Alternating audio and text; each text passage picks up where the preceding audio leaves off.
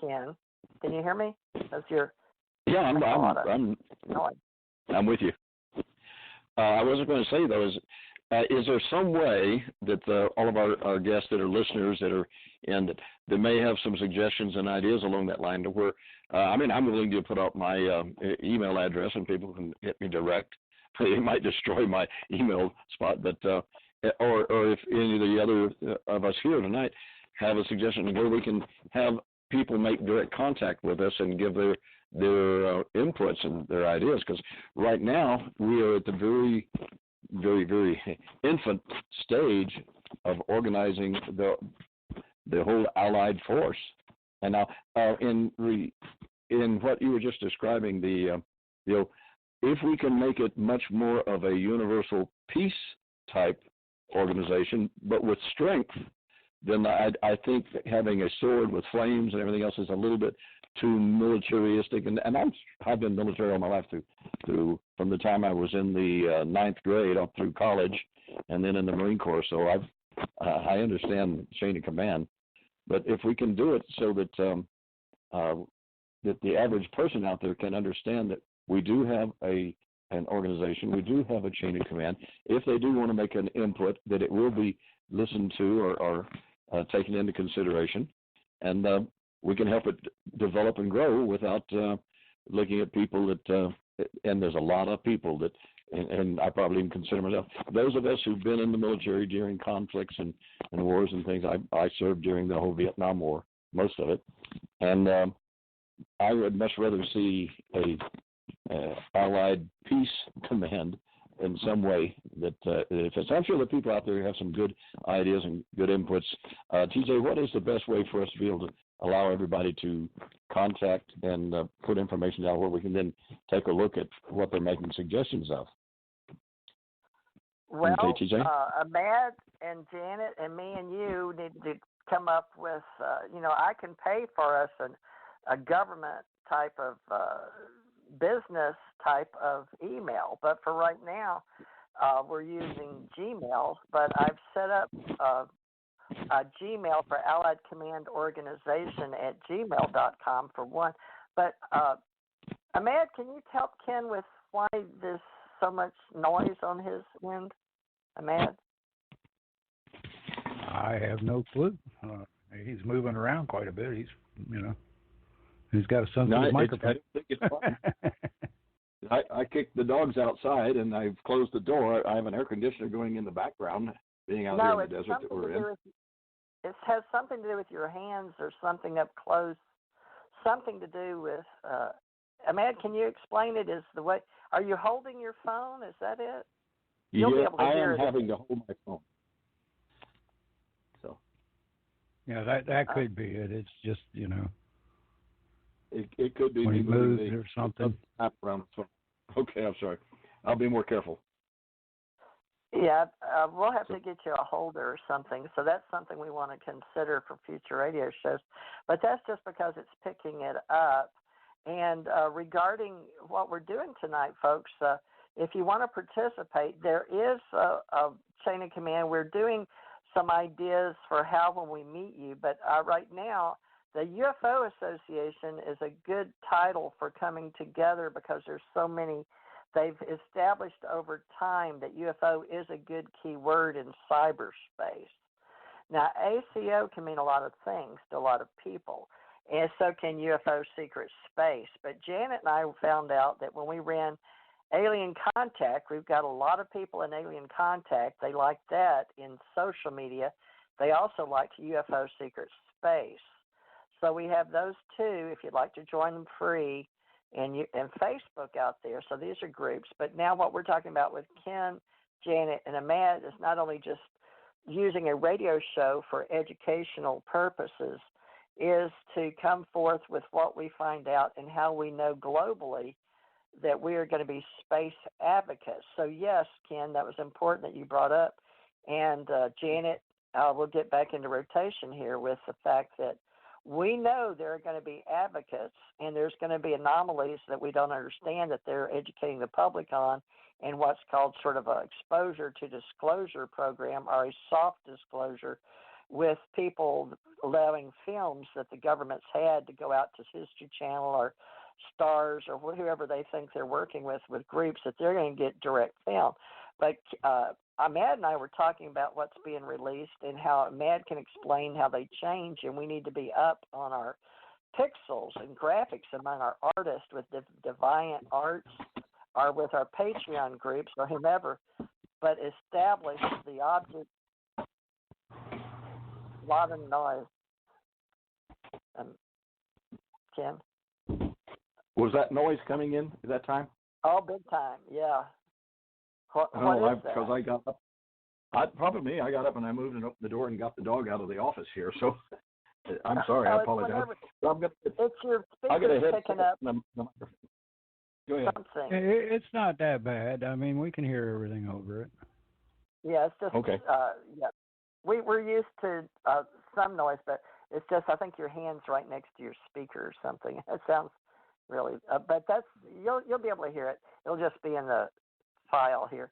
But regarding what we're doing, we can take a discussion on this, but we've got to acknowledge that there are people that are aware of Space Force that may be aliens that are malevolent, and we know that there are aliens that are benevolent, and not everybody calls them angels or extraterrestrials. And through folklore, and because we can't prove it, it's called myth, and legends have been built. And Stan Lee made a fine reputation presenting Marvel comics, and I just love the characters and the movies and the entertainment. And we have Comic-Con now, big events. People dress out and do role-playing. So there's lots of the myth and legends in books and comics, Ace Comics, Marvel Comics, and Thor and Supergirl and Tony Stark. And, we watch this for entertainment. And it's funny that it's coming all together on that.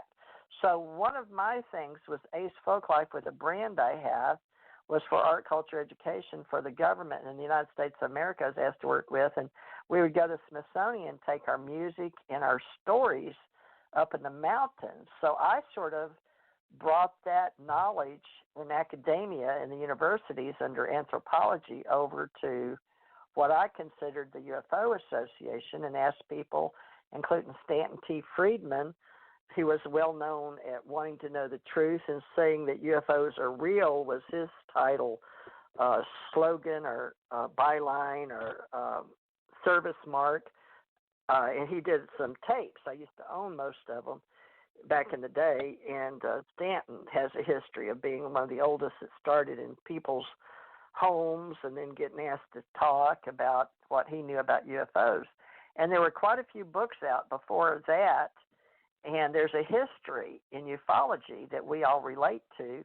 So there's books out there, and there were people that collected books. And I got into the metaphysical, not just UFO, but when I went to events in the early 90s, the UFOs weren't accepted into the bigger events. So they struggled to get their own little area, or at least a row of people that were into UFOs and books. So it didn't come along with all the body crystals and you'd say body, mind, health, or New Age community type events. But Star Trek, they became fandom events.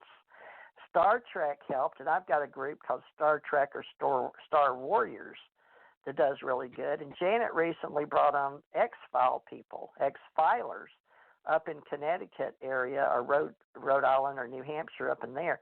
So there's various groups like ours forming, Ken, in different groups, and we just have to decide what it is with space, if that's what we're going to concentrate on, and work heavily with understanding that we have those that are looking to form groups on the planet in the educational entertainment purposes of knowing research, and those that are real journalists, real researchers, real historians, versus those that are playing in the Comic-Con myth books gamers, because they're very real. My grandson's earning money in tournaments, in gaming.